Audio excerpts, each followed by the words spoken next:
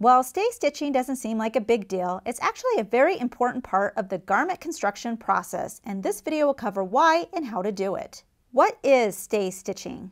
Stay stitching is a single row of stitches used to prep certain areas of a garment in order to maintain its integrity during the construction process. Why is stay stitching necessary? When cutting out your pieces, they're usually on the grain line, but this isn't true for all sides of a piece. There may be parts of it on the bias or on a curve, making that section off grain. This is why you'll typically want to do stitching on areas like necklines, armholes, or waistlines.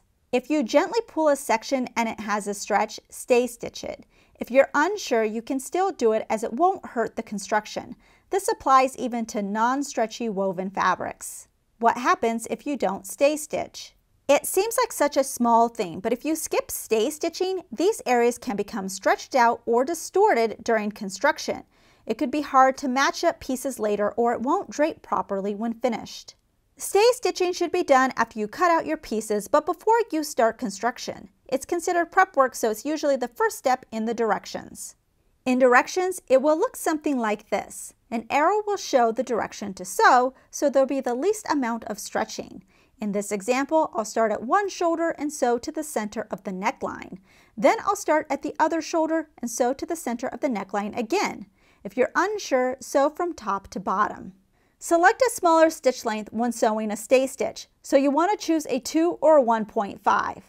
The stay stitch will stay in the garment, so you don't want to do it on the seam line. If your seam allowance is 5/8 of an inch, do your stay stitch at the 1/2 inch mark. You're not stitching anything together. This is a single layer of fabric. Do not stretch or pull the fabric while sewing. If you're concerned about this, you can use a walking foot. Doing a backstitch at the beginning and end is optional and not necessary. Once all your stay stitching is done, you can move on to the construction of the garment and feel confident your garment will drape the way it's meant to.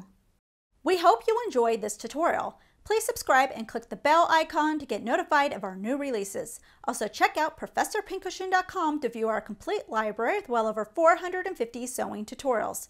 If you would like to directly support us, you can join our YouTube membership and earn some exclusive perks. Thanks for watching!